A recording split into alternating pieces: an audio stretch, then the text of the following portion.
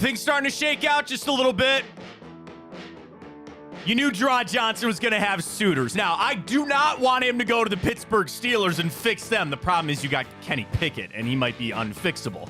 But nonetheless, things are starting to get interesting now as the Browns interviewing their OCs. Going to have to make a hire. You got guys going around. Kellen Moore has found his way to Cleveland now all of a sudden for an interview, but a lot of these guys going to be wanted in other positions as we get the head coaching opening starting to get filled out. Poor Bill, man, dude. Think he's the odd one out? He might be. Him or Braves? Dude, do you want to hear the craziest conspiracy theory that you will hear this football season coming up? Let's hear it. Save that. I will get to that a little bit later on the Bill Belichick thing, but we're focused on the Browns as we start this morning. Their OC search. You knew there was going to be competition. Browns stacking up against that competition. Play calling might have to be a thing. And I put the question out yesterday, and we got a lot of responses to get to this morning. Would you give up play calling for Kevin Stefanski if that meant you got the OC that you wanted? Cavs back in action last night. Let's go 2 for 2 this week on our Cavs boost with Tipico. We got that. Sonny Gupta getting ready for the championship games this weekend with Tipico. 2 very interesting games on Sunday. We got our bracket, your favorite soup. We got time up. We got the morning update. We got it all for you right here on Big Play. Welcome to the show, everybody. I am Matt Fontana. He is Ryan Tyler. Good morning. A happy football Friday. Ryan, we only get 2 of these left. Yep. I'm not counting the Pro Bowl weekend as a football Friday. No. We got this one. We got the Super Bowl, but we got you locked and loaded for the next 2 hours right here on Big Play. Let's dive right in. Browns OC. Draw Johnson's going to Pittsburgh to interview there. I don't want to be an alarmist because these guys are qualified. Okay, number one, I feel like the Browns have gotten a good chunk of the qualified OCs. And there is an element that you got to feel good that these are names that are linked to other jobs, and these are names that at least other teams are interested in. Not guaranteeing that these guys are going to be the pick, but at least you are interviewing the right people. So I figured Gerard Johnson was going to be a very hot name this coaching cycle. For those that don't know, he was the quarterbacks coach down there in Houston. Bobby Slowick, let's talk about that for a second. If Bobby Slowick, who was the OC there, if he doesn't get a job, then maybe that helps Gerard Johnson become available. There's only 2 jobs left, right? Washington and Seattle. That's it. So if he doesn't get one of those 2 jobs, you maybe scratch off Houston. I don't know why Gerard Johnson would stay in Houston if he's blocked again by Bobby Slowick, so you imagine then he becomes more available. You have Jim Harbaugh go out, take the Chargers job. Well, now all of a sudden, Kellen Moore is back into the cycle and potentially interviewing there. We got our other list, the Andy Dickersons, the Dorseys, the Brian Johnsons of the world. They're still there. But I got to thinking about this because I think the Browns, just from an offensive coordinator standpoint, and frankly, I'm really relieved that we didn't have to enter the head coaching realm in all this. No shot at Dave Canales or Raheem Morris. Good call, Ryan, by the way. You just said that Raheem Morris was going to get a job. I did. I didn't get the right team. Didn't get the right team, but you still said he was going to get a job. Well done. Thank you. So we had 2 openings fill up yesterday. As far as the OC job goes, the attractiveness of the Cleveland Browns. Okay, Nick Chubb returning off injury, sure.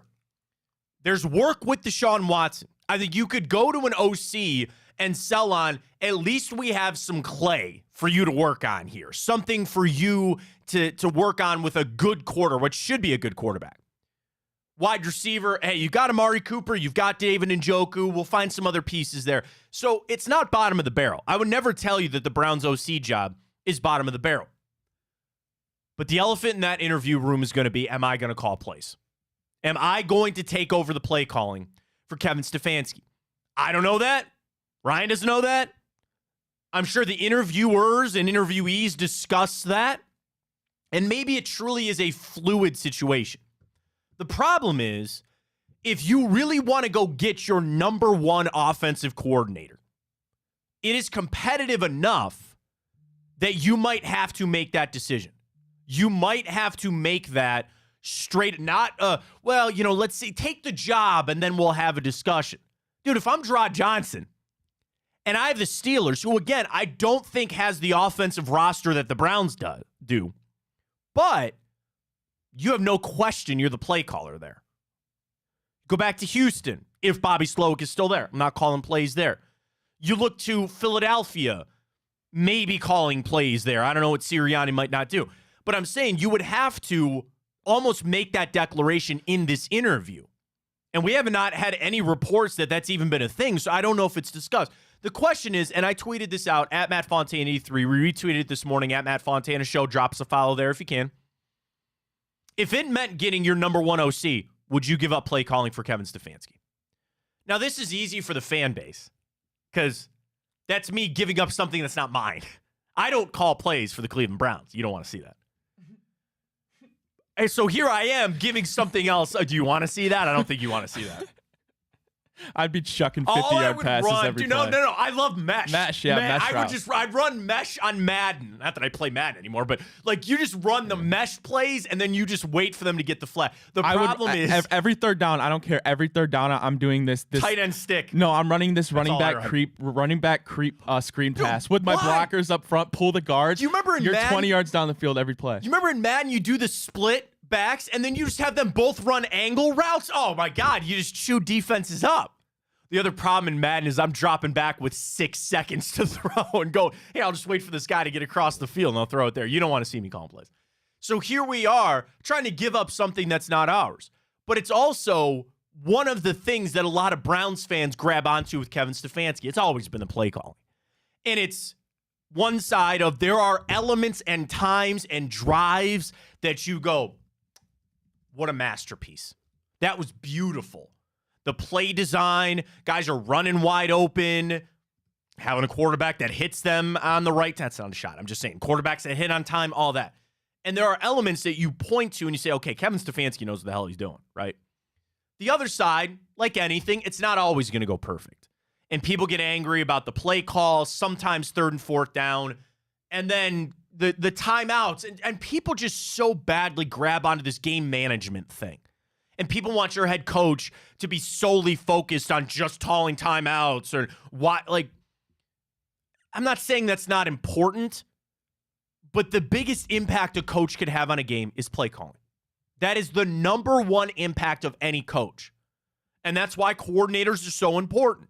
We'll get to the awards later. Congratulations to Jim Schwartz, finalist for assistant coach. Course Miles, Coach Stefanski. And Joe Flacco's a finalist for Comeback Player of the Year. Fantastic. Awesome. But I never bought into that. I never really gave it much thought about you got to have a guy that just stands there and game manages. In today's day and age where they got a little card and on the broadcast in 0.2 seconds pull up stats to say whether or not you should go for it or not. The game manager thing of being a head coach, that doesn't resonate with me. It doesn't. Now, if Kevin Stefanski was fumbling the bag here and making horrible decisions, then maybe I'd have a conversation. I don't think that. I've said this. I'm going to say it again. They're going to go for it on fourth down. They're going to pass up field goals from time to time because that is the NFL that we live in. Don't grab that and try to tell me that Kevin Stefanski is a bad game manager. So we start with fans having that base level on whether or not you like Kevin Stefanski as a play caller. And I got to say, Ryan, I think that is influencing our poll this morning. Because, again, I put it out yesterday. 500 votes. 75% of people said they would want Stefanski to give up play calling to bring in the OC that they want. You're wrong. You are wrong. Because I know Kevin Stefanski can do this job. I don't know that about some of these other guys. Yes, Kellen Moore has called plays before. Ken Dorsey got fired from calling plays. Arthur Smith has done it, and again, he's not linked to the Browns yet. Draw Johnson has not done that yet. I would default to a guy that I know can do it. Okay? That's number one. And number two, this is all on Kevin Stefanski. He's the head coach of this team. And I will fully admit, I think he's really good at his job. And I'm a big fan.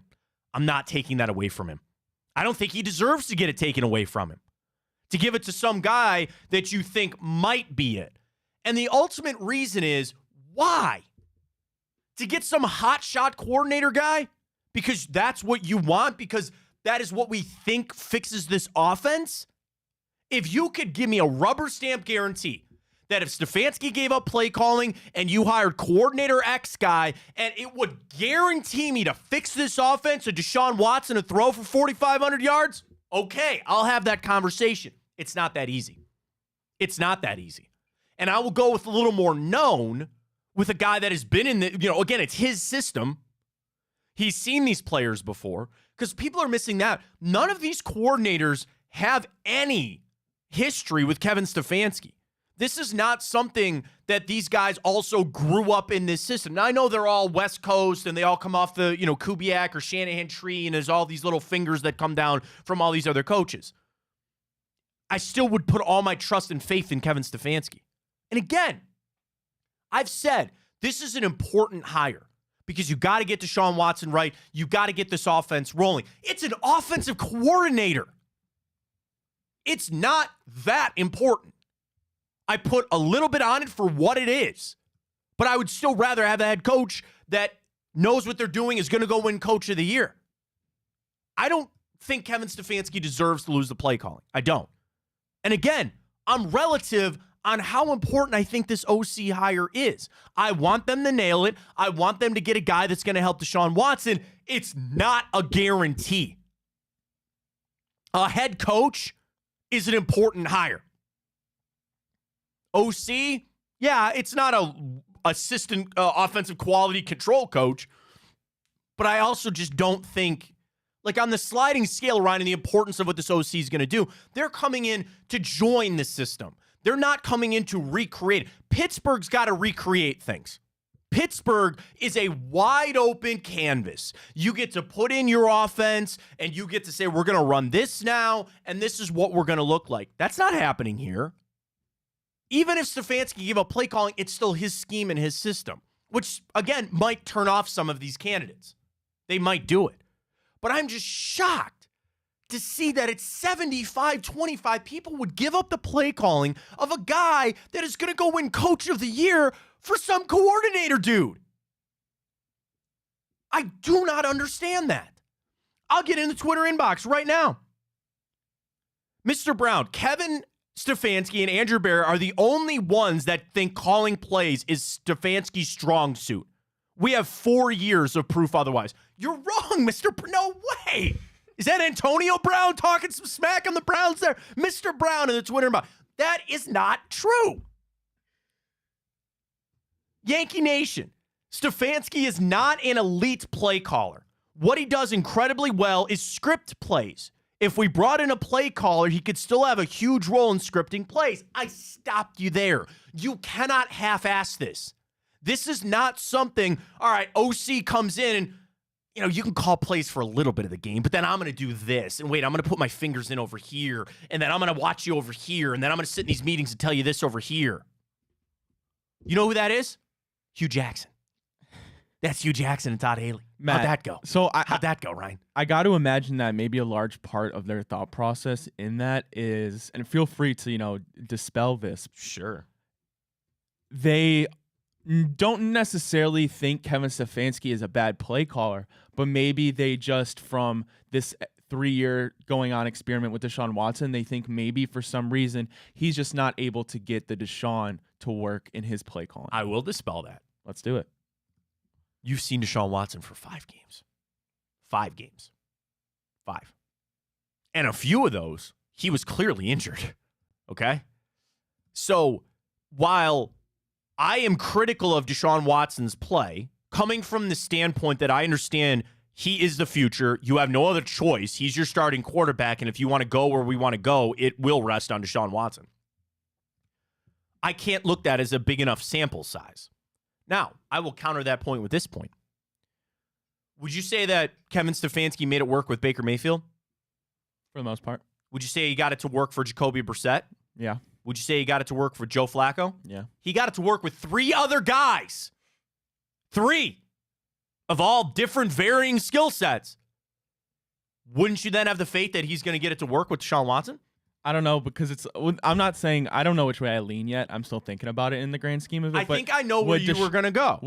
Are you worried? Not worried, but like Deshaun has such a higher ceiling, I think, than those other three. Exactly where you were going, and I teed you up for that. Ryan, then would that not make the job easier? Would you theoretically not say, theoretically, Follow yes. me along. You and I are on the same page. That's why I did what I just did. You would think that if you got a level of play of, let's say, Jacoby here, Flacco here, Baker here, and then here's Deshaun Watson, that makes the job easier. Now, shouldn't? I'm not saying that it's not more pressure-filled, right? Because what did you expect out of Jacoby Brissett? Not much. What did you expect out of Joe Flacco? Not much. The first year of Baker Mayfield, he was broke. Bad broke after Freddie Kitchens. He had low expectations. That's the difference. You feel like he needs to do this with Deshaun Watson, and that's why you're hesitant. But I would look at just his time here in Cleveland and say, with 3 other quarterbacks, he got it to work. Have the same faith that he'll do it with Deshaun Watson. It'll look a lot different, yes. It'll be a lot different, but you still have to have the faith in the work. You got to have the faith in the guy to do it. I'd make some sort of trade reference here. I'm trying, like, if you have somebody that you know is a good carpenter and you've seen them build a chair before and you've seen them build an end table, you would have to have the faith that I need them to build me a giant table. And now I'm going to give them more material to work, and I need this table to be more grand than any chair or end table that they've ever built. I need a big dining room table. And they've built me a nice chair that I got, and they built me a nice coffee table over there. But this is the biggest project that they got. And I'm going to give them even more material. It's not like I'm going to ask them to build me a dining room table with 2 scrap pieces of wood. No. I'm giving them all that they need. I got to have the faith that I'm going to get a beautiful dining room table at the end of this thing. So, but what happens if in the scenario it doesn't work out? You're going into his last year of his deal, right? Well, I feel like that'll get remedied, but yes, sure. Okay. It would be easier now to, with this pool of OCs that are available, give him the chance now, maybe, instead of, wasting another year, not wasting, but having a down year in terms of play calling, making it work with Deshaun. You could do that after this year. But at that point, so what you're saying is, it would be easier. If the inevitable, you're talking about the inevitability that Kevin Stefanski would have to give up play calling. Why not just rip the Band-Aid off now? Yeah. The only issue with your thinking is, Ryan, you're making it sound like it's inevitable that he'll have to give it up.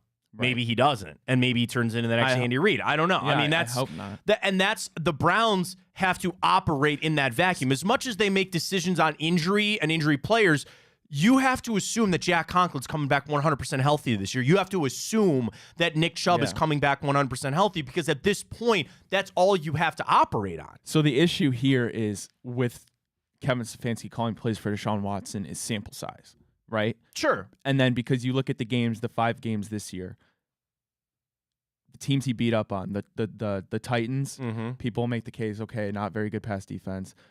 Cardinals, another lowly team, and then and then that second half against Baltimore, which that's the biggest piece of evidence right there. That's what we need to work out. But yeah, I think that's the issue for most people is you only have that little sample size and you're already going into year 3 of this contract. Yeah, and the thing is, it will always come with the bias and the basis that you are starting off on a level of if you want him to call plays or not. Whether or not the OC, and I think that's kind of why. So let me ask you this, Matt.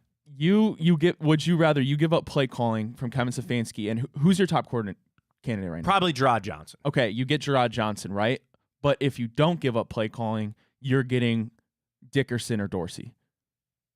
I would do the second. I would take the second. Interesting. Yeah. Okay. I would take the second. And I don't know. That's me kind of ripping I feel like on. a lot of people would go the other way. And I guess that's where I would say is really that's the beauty of it all. Then the hire balance. Gerard Johnson as a head coach. You know what I mean? Like that's my comeback, and it's a snarky a-hole response. But it's like, if you're just gonna do that, just bring him all in.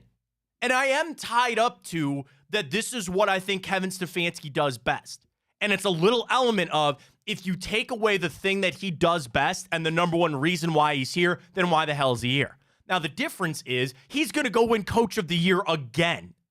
And I do think it's more of a powerful spot than we've ever been, that if he gave it up, of course I would still want him here. And I would still believe that he's going to keep this team on the rails and on the right track. I think he's good at calling plays. So to go back to the point, just to reiterate, so you don't think they can go down the route of Kevin still like doing scripted plays and whatnot, but giving up the play calling? No. So you don't see that as an option? No, they would never do that. I mean, okay. I'm sure, and they always talk about collaboration there. I'm sure that if they sat down and said, we're going to help you script the plays, right? We're going to help you come up with this set of plays, and that'll happen no matter what. But then when it comes down to the nuts and bolts, third down in the fourth quarter, trying to go kick a field goal to win the game, that'll be in the hand of the OC. And I do believe, and I want this to be clear too, I believe that Kevin Stefanski would be big enough to step fully aside and not pull the Hugh Jackson crap of sitting there trying to tell. Remember, you know the Pettin clip? When Kyle Shanahan, it's like fourth down, and Pettin turns to Kyle Shanahan, and he goes, I think you should run it here. And Kyle Shanahan kind of looks at him, and he gives him this look of like, what did you just say to me? And Pettin looks back at him, and he goes, all right, call your best play. And Shanahan smiles, and he calls a pass play, and they pick up the first down. Like that kind of stuff, the meddling is what I don't want. So let me ask you this, Matt, then. With those quarterbacks that you named, that I totally agree with you that Kevin Stefanski has made things work with Joe Flacco, Jacoby Brissett, and Baker Mayfield. Do you buy into at all? I'm assuming clearly you're going to say no here, but because I want to get this through because I know a lot of people think this way. Do you buy into, though, that we already talked about that ceiling that Deshaun has is above those guys? Do you buy into it all that Kevin Stefanski doesn't run this modern offense, and that's the type of offense that Deshaun Watson needs to succeed? Sure. And my comeback to that would be, that is where I hope the OC helps. Like, I kind of picture it as, I need this OC to come in and, like, supplement Kevin Stefanski, where I think the base of what Kevin Stefanski does is really good. And also, we're closing the door that he can't innovate on his own. And this is a copycat league. The Browns are sitting down watching tape of the Dolphins and the Chiefs and the 49ers, and they're all going to take it away. And they're all going to say, hey, they run concepts like this, or we're going to do this. What you want to be is on the cutting edge of figuring out the next big thing in the NFL. Right now, the biggest thing in the NFL, motion. Everybody's got pre-snap motion out the ass, and it's going left and right, and you got guys stopping and then coming back this way. The whole NFL right now is predicated on motion. Do you know who the second worst pre-motion or pre-snap motion team in the NFL was last year? The Cleveland Browns. So it's not quite as simple to say like, oh, I'll just start motioning more. It'll figure it out. It's what the defense shows you and what you kind of do off of that. So what I would believe is, here I have a nice base. Let me bring in this OC that might get us up to speed in this area that we're deficient in. What I don't want is to just throw away everything to say we got to fix this one little area. I don't want to throw the baby out with the bathwater. What I think the Browns are doing well, their offense is already at let's start here. Would you say the offense is already at a good place right now? Would you say the Browns offense is in a good place?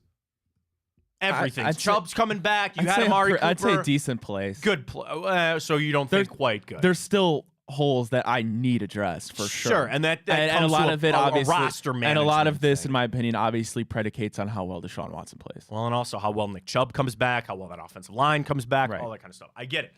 I'm operating that I feel like the Browns' offense is already in a good spot. So what I need is just some guy to supplement this a little bit. Some guy to bring in and just add a little spice, a little flavor to something here. So that's why I'm not ready to just abandon everything.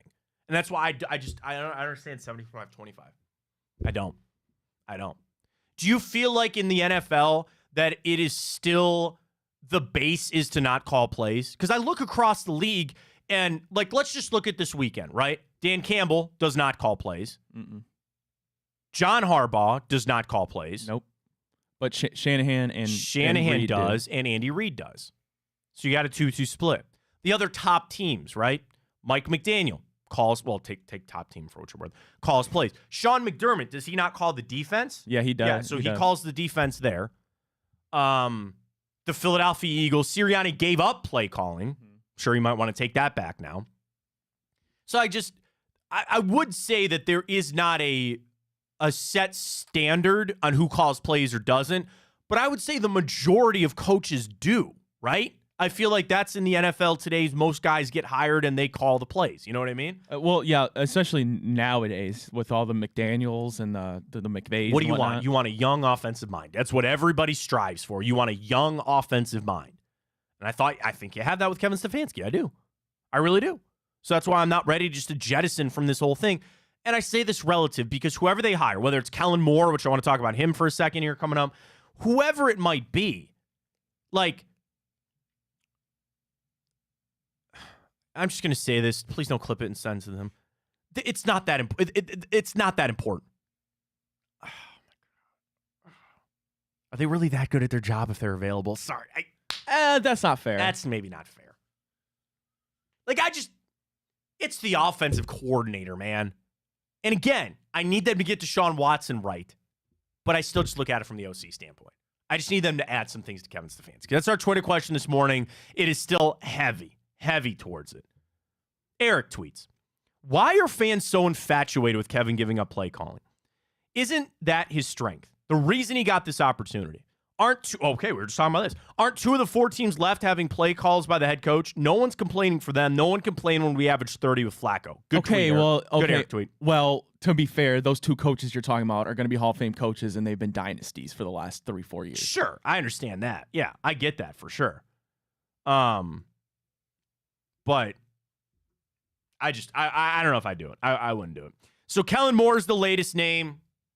Where does he now shake out? I've said Gerard Johnson. Would Kellen Moore be your 2? Would he be your 3 on your offensive coordinator list, Brian? Where do you think he shakes out? He's easily my top. Oh, he is? Yes. Oh, okay. Easily my top. All right. Gerard's second. Okay. Why do you like Kellen Moore? Tell me why. I mean, you go back to these last 4. So he was the quarterback's coach for the Dallas Cowboys 2018. Then he moved up to the offensive coordinator. That span, those 4 years, Dallas's offense was very good. They were always top of the league. Then I know this kind of goes for what it was, but he's a real winner in football. I don't know if you know this about him. You go back to college. I know you can't really extrapolate that and stuff. Yeah. And then you go to the Chargers. I liked what they were doing. Their defense was the reason that they were a crapshoot there. Sure. He's given me, I think, out of these candidates, besides maybe Dickerson and Dorsey, who's a little bit older, I think his experience pool, that from the stretch I can look at his coach, he succeeded very, very well in multiple places. I like it from that standpoint, too, where he seems like all of these guys are lifers in football. But what I'm talking about and he was a quarterback. That's what I'm saying. He was a player. Like, he's been immersed in a lot of offenses. And he was a quarterback when Dallas went to the playoffs. Yeah, and this thing, Justin Herbert put up a lot of numbers, but they were just losing a lot of games. Yeah. Like, the offense was not necessarily the problem with the Chargers. And I really feel like he's out of there. I really feel like, you think Jim Harbaugh's not going to come in there and clean house? Like, I really think Kellen Moore is extremely available right now. I do too. I can't imagine Harbaugh retaining him. Would you get him here without play calling? No, you couldn't. And Gerard Johnson, again, going to Pittsburgh, the top. So would you agree? Because I kind of agree with you on Kellen Moore. I think the top 2 guys on our list, which gets back to the essence of the question, Kellen Moore will be head coach next 5 years. I doubt you're getting him without play calling. No, I don't. No, 100% you're not. You're not. So that's to go back to my answer. To that, I would actually agree. If that meant getting Kellen Moore, I would be okay with giving up play calling. If you could get Kellen Moore today, but you had to give up play calling, you do it. I would. Okay. All right, that's fair. That's fine. And the thing is, he's got that experience with some different quarterbacks and things like that. I would agree. I like the Kellen Moore hire a lot. He makes things work. Like, you go look at him. He was putting Keenan Allen in different positions. Like, he wasn't just sitting outside. Right. And I don't know. I think of a guy like Elijah Moore. I think he could utilize him way better than we have last year. Yeah. And I don't know if we bring in another receiver, how that works. Better. I like what he does. And you look at with Eckler. I don't know. I really like Kellen Moore a lot. I'm a big fan. We'll have to see. All right, you want to get to our Cavs Typico boost real quick? We've got some other things. Sonny Gupta's coming up at 9:45, but let's get our boost out there for everybody with Typico. Plus 430 today, baby. Let's go. Donovan Mitchell, 25-plus points. Come on, that's easy. Giannis, under 31.5. Matt, tell me why. I just, he went off the other night. I would imagine that there's a little bit of a defensive shift here for the Cavs. I like the maybe little change, Jared Allen, and I'm going to take the under. I think he just scored too many points the other night, so we'll take the under there, and we go back to the well. Brook Lopez, under 2.5 blocks. Suck it, Brook. Printed money for us the last time. He's scoring to be in the side the first match, but I'm trying to win it here against Brook Lopez. 2 out of these last 3 games we bet on, he's going to go under 2.5 blocks. That's plus 430, Matt. Throw a 10 on there. You get $43. Let's get dinner for free tonight. Let's Matt. do it. I'm logging in right now. Typico. Little security feature. I had to get the text code there. All right, we're in. NBA. Scroll right down to the Cavs. Big play boost. Tell them about that code, Matt. $10. Fontana 100 is it.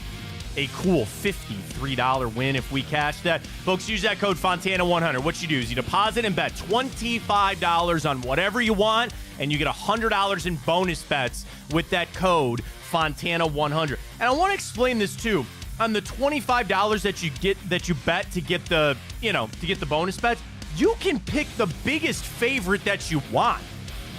You want to go to the Australian Open? I got a minus 650. I cannot pronounce her name at all. Try, please. Aranya Sabalenka. That sounded good to me. Arnya Sabalenka, minus 650. Go put your 25 on that. You're going to win some cash back, and you get your $100 in bonus bets. Do whatever you need with our friends at Typico. Terms, conditions, reply. Gambling problem, call 1-800-GAMBLER, but get signed up with that code Fontana100. Rod Stewart, Billy Joel do it for you? Play piano, man! You know me. I went to Billy Joel at Progressive Field. I loved it. My favorite concert I've ever been to. I know you hate Billy Joel because I don't dumb. hate Billy Joel. You don't appreciate his music. I will not be at that concert. So I sent the video out from Step Brothers. Play something for the stranger, man. Get your skank hooker wife out of here. And shout out to Cujo. He has followed and listened for a long time. He goes, bro, we go way back. Get me, because my caption was me front row at this concert. He goes, dude, I need tickets. I was like, I'm not going to that concert, bro. You're a hater. I'm not a hater. It's not my Billy thing. Joel's good. I will say, is it true that is the first time that those two have ever done a concert together? I think they said that yesterday. So I don't that's know. why it's so big. But I know Billy Joel just came out with the song for I think the first time in years. Well, he's also off his residency, right? Because didn't he have a residency in Madison Square Garden? I think so. And he was there, so now he's finally back on the tour. The thing is, and a lot of people are bringing this up, that's at the start of the football season. So you're going to have to start on the road. And I got the tweets, too. And shout out to Danny Cunningham, because he had the right tweet. You're telling me you're going to put that concert on a grass field right at the beginning of the season? You know what happened when was that the Billy Joel concert at Progressive Field? Was that it? What do you remember? What year that was? 2 years ago, middle of the summer, they wrecked the outfield. Oh, then no, because the one I went to was years ago.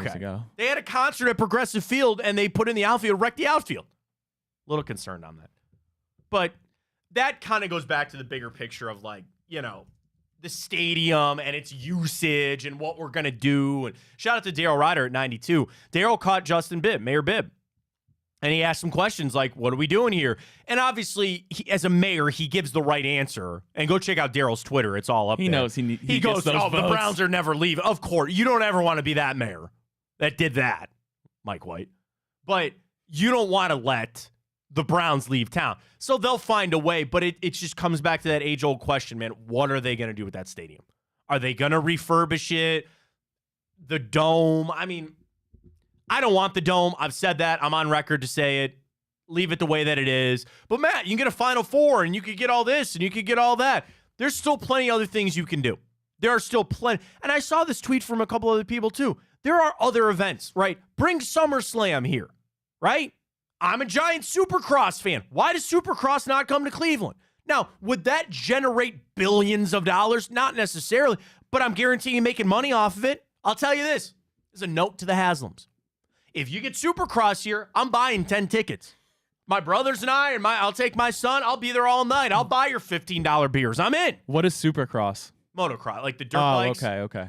And they do it at all the arena. And you can be outdoors. They had a mud race 2 weekends. What's some monster trucks? Put them on. And they come sometimes too, right? Do it. I just want to say this on the stadium. Where there's a will, there's a way. If there are people that really have a problem with how much it's used, find other things to put there and generate the money. And I'm not trying to do the job of the financial people for the Browns, because I understand you can't just open up the stadium for anybody to come in there. There are operating costs. I understand that. But when people get angry about the usage of the stadium, I think there's other things that they could be doing. Now, this concert is one of those things. And I'm sure, okay, let me ask you this as a relative question too. Now that we live in this era where there are these giant stadium tours, right? It's growing up, Ryan, you went to one place for a concert, and that was the Gund Arena. That was it. And I know Blossom has always been there too. But now you have these giant stadium tours with the biggest the biggest bands in the world and all that. And yeah, I'm sure they would rather be at a dome so you don't have to worry about rain, but they put it up over the stage. I'll just put it this way. If you can get Billy Joel and Rod Stewart to come here and get a concert, you can get anybody. Fill that place up with 4 concerts over the summer. Do it. And hope that it doesn't rain. It can't be that hard. It really can't be. So when I see them announce this big concert, it brings back all these things about the stadium where people want the dome and they want to get okay, let's say they put a dome on it. You will get a Final Four once every, 8 years maybe? Maybe 7 on the rotation with other places. Mark my words. You will get 1 Super Bowl, and that's it. When's the last time they've gone to Detroit? Because everybody wants to be in Miami. They want to be somewhere nice. So you get a Super Bowl. That's it. Okay, what else? In Vegas this year? Yeah. I'm telling you that too. Eventually, they're just going to call it for what it is. They will not leave L.A., Vegas. Arizona, probably. Yeah, maybe Arizona. Even Miami. Houston, they'll probably go back down to Houston soon. Let me see, Super Bowl location. Dallas.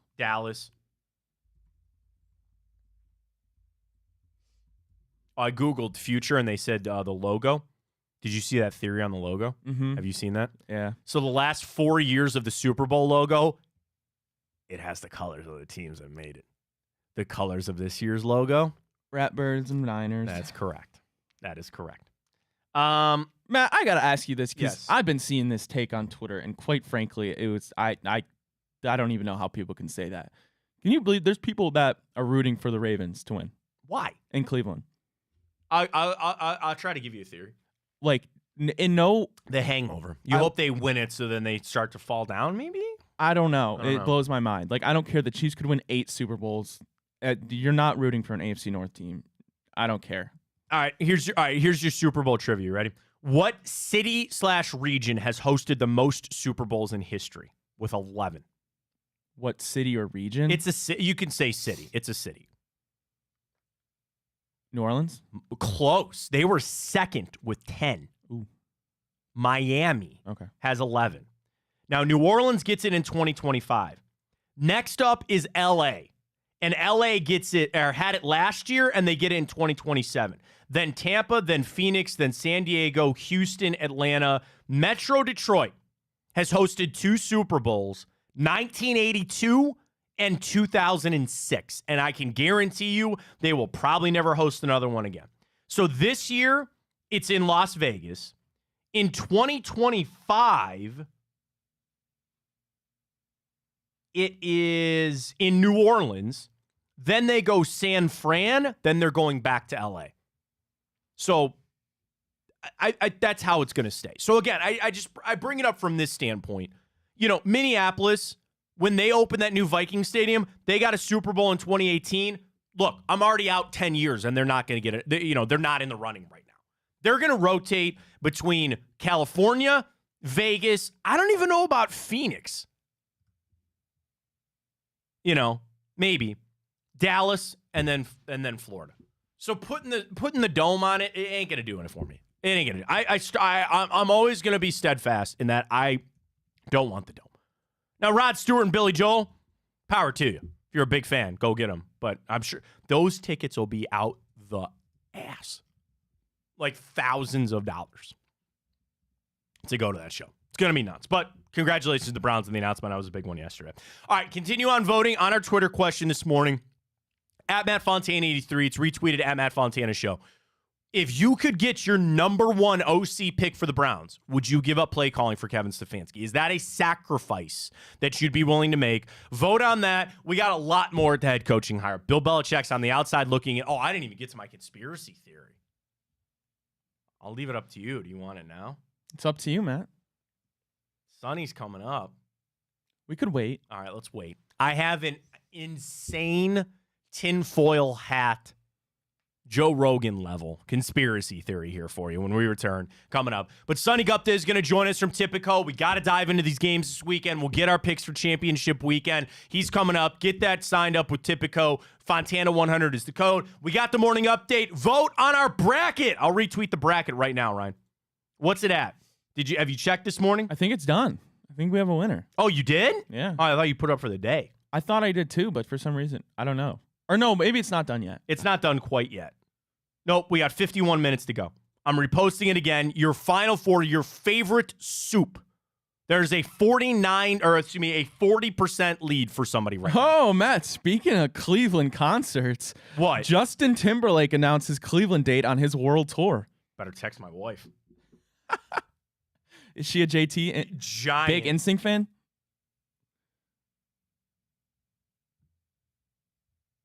I'm stopping the show to text my wife.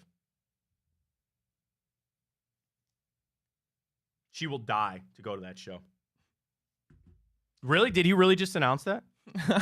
Why would I make that up? I don't know. I'm just making sure. I'll tell you why. Because if I got to go back and tell my wife that I got bad information and that I told her that Justin Timberlake was coming to town, I'm giving her your phone number and you can deal with that. That's fine. The letdown that would be for my wife. When did tickets go on sale? Screw Billy Joel and Rod Stewart. Justin Timberlake's coming to town. You bet. Ryan? Dude, I got... Where?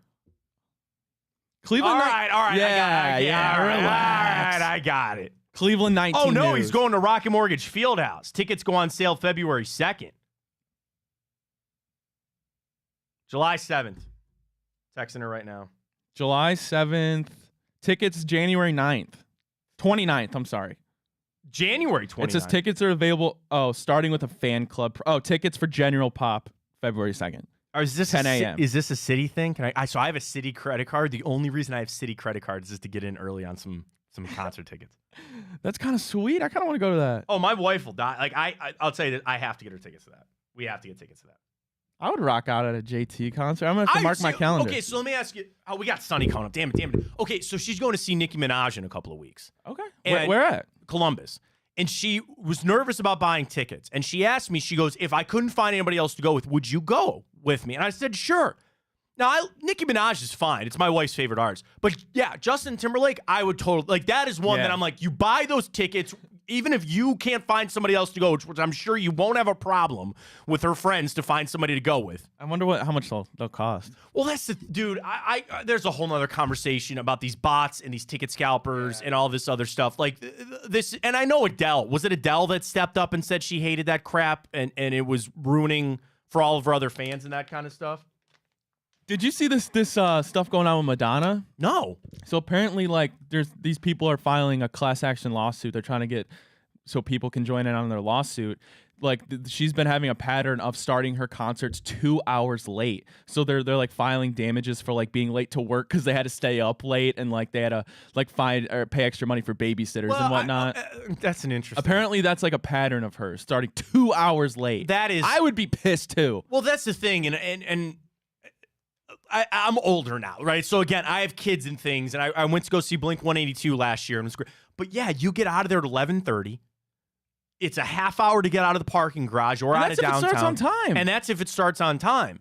The thing is, and what I like about kind of the older generation now, I buy seats. I go to Pitt for 311 shows, but even then, I'm like, dude, I'd rather be in it there. Yeah. So the nice thing is, like for Blink, the show started at 7:30. Bro, we didn't walk in there till 9 o'clock.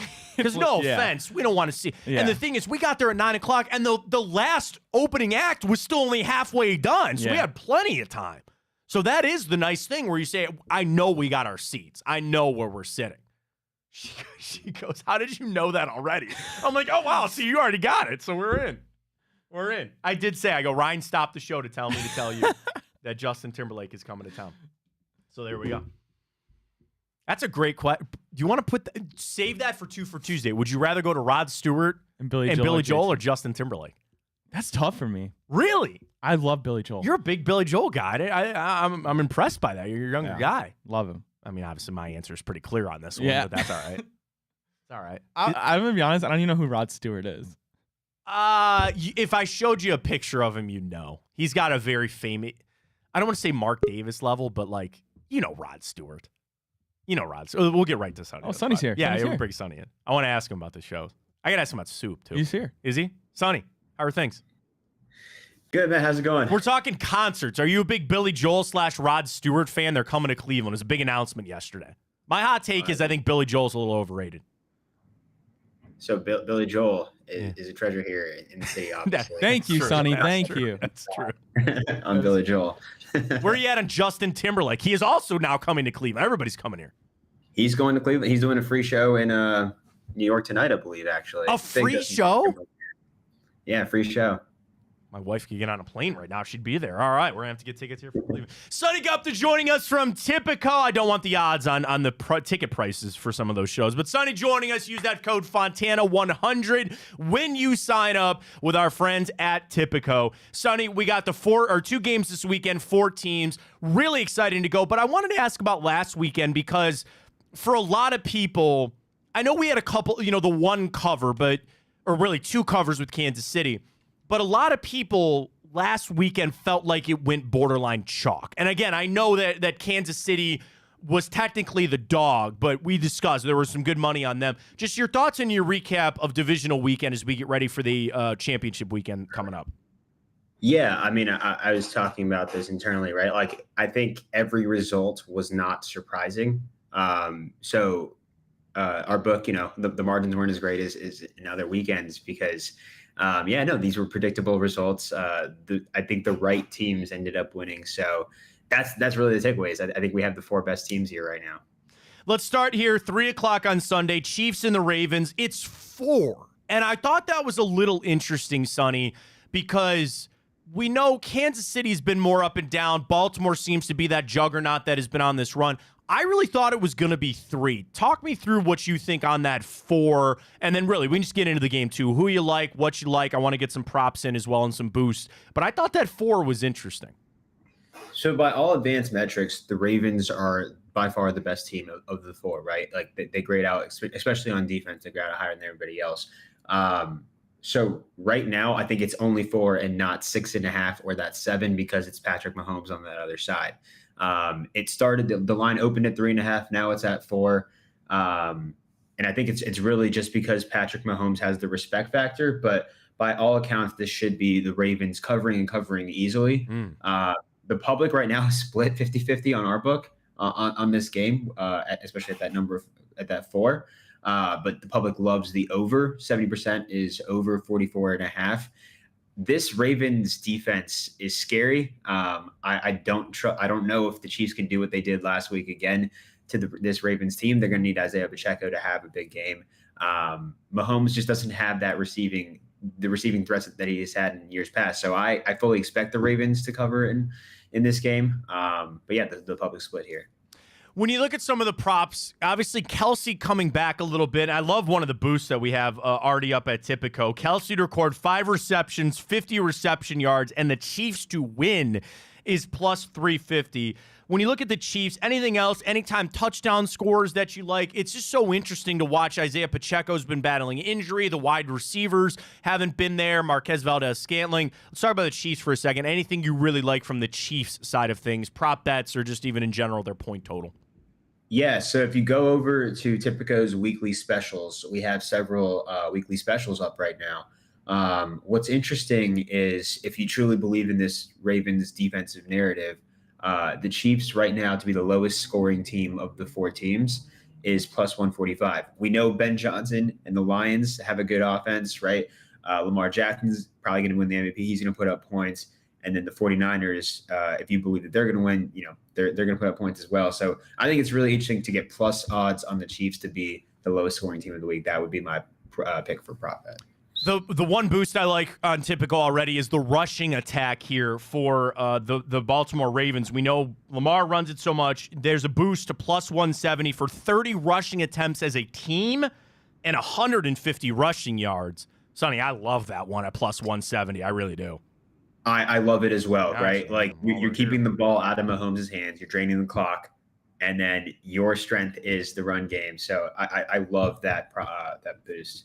Go ahead. Just got it. Just got it. Yep, one. just got it. I sit there staring at it. I go, man, I love that one. I love it. It's spicy. To the later game in the NFC we go. Sonny Gupta, of course, joining us from Tipico. Use that code Fontana100 when you sign up. Lions, 49ers.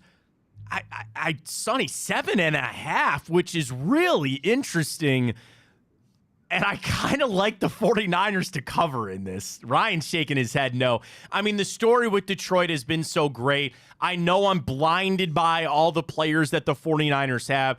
I just think being away from Ford Field is pretty massive here for the Detroit Lions. What do you like on that 7 either side? This just feels like we see the 1 seeds in the Super Bowl. It feels like that year, right? I think we have the 2 best teams still in it. I think they're going to play each other in the Super Bowl. I'm with you. I love the Niners to cover, even though it is that 7.5. Obviously, I'd rather have it at 6 or 6.5. I don't love that hook, but it is what it is. I think that the Niners take care of business here. They're finally fully healthy. You have Goff on the road. I think the Cinderella story kind of runs out here for the Lions. I think Ben Johnson's it's a done deal that he's going to the Commanders. I think that in mentally he's kind of done here. I like the Niners to cover here. Right now, the public actually, though, 65% is on the Lions to cover. Interesting. But I think that's betting with your heart, not what you're seeing on the field here. I'm taking the Niners. The flex parlay, 3+ players here to score a touchdown of this group. Christian McCaffrey, Deebo Samuel, Jahmyr Gibbs, and Amon-Ra St. Brown. You just need 3 of those guys to score a touchdown, plus 240. And then also a defensive one, Aiden Hutchinson and Nick Bosa, each to record a sack, is plus 270 there. Sonny, I love the boost, and I think it's going to be, you're right. I think at the end of it, when it all shook out, I could say confidently that we got the 4 best teams in football, and it's really kind of what we want, especially when the Eagles fell off. I really was kind of asking more for the Eagles to get there, but once they fell off, all right, this is really Detroit. I think this is the weekend of football that everybody truly wanted to see. Yeah, I think we're getting the most quality football here, and I think we're going to get the most quality matchup in the Super Bowl as well. I'm very happy with how it's kind of all shook out. Sonny, I wanted to ask you on big picture here with Tipico, because we've talked so much about it, the new flex parlay that you guys have, which I love this. So what you can do, create a parlay as you want. But if it's a 5-leg parlay and you only want 4 of those legs to hit, you can flex it. And also, we were discussing this with Ryan, Sonny, you don't have to pick the 4. It's just like a round robin. As long as you get 4 out of the 5, you can still cash some money. Different odds, of course. But that new flex parlay that you guys just came out with, I really love that. I think it's especially fun for college basketball. So last night I was playing around with my test account on Tipico. Obviously, I can't bet on Tipico, but can play around with the test account. Yeah, if you can pick out who you think's going to pull that upset, go ahead and throw it in that flex parlay, bump up those odds a little bit. Yeah, go 3 out of 5, go 4 out of 6. You have a huge slate of games. Pick who you think's going to pull off the upset, and yeah, you don't even have to be right on all of them as long as you're right on some of them. Go ahead. What I recommend for our customers here is play around with it now, because for March Madness, it's going to be awesome, right? Yeah. If you have those 12-5 matchups, those 11-6 matchups, whatever it is, right? And you just have to be right on some of them, and you're going to win some money.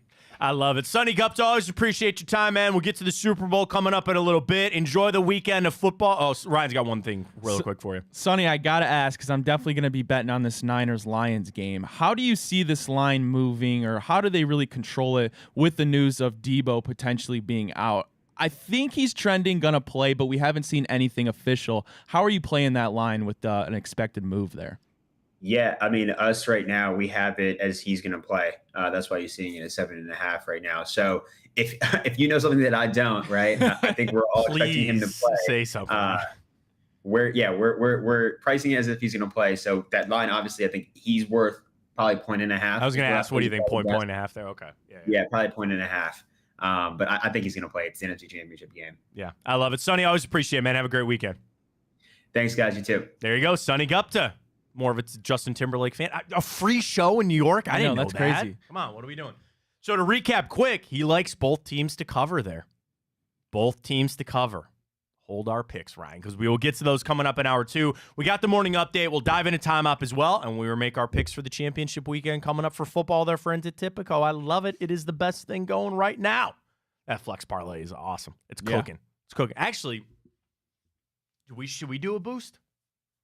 For For the football this weekend. We got our basketball boost up. we can do it if we want. You want to do a football one too? Yeah, we can. All right, we'll do that at the end of the show. We'll do our football boost for the weekend. I want to do player props. I feel like there's something about player props I like for this game. So we'll get to that coming up. We got a lot more in hour 2. Again, morning update. We'll get to our official NFL picks. Belichick left on the outside looking in. And I promise you this, Ryan, my conspiracy theory. I've got a loony, crazy idea when it comes to Mike Vrabel and Bill Belichick. We'll talk about all that coming up. Fontana Show right here, presented by Tipico. Stay with us.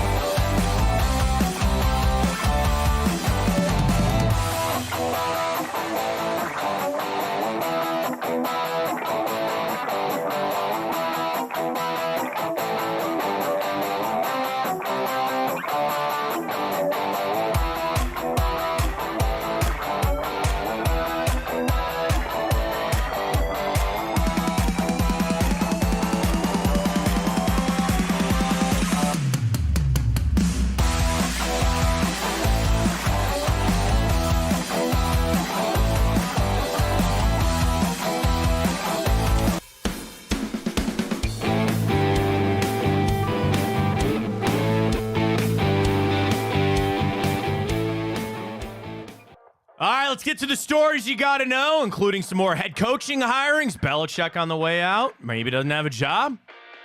New bed. New bed for the morning update? It's a longer one. All right, there we go. I like it very much. All right, take it away, Ryan.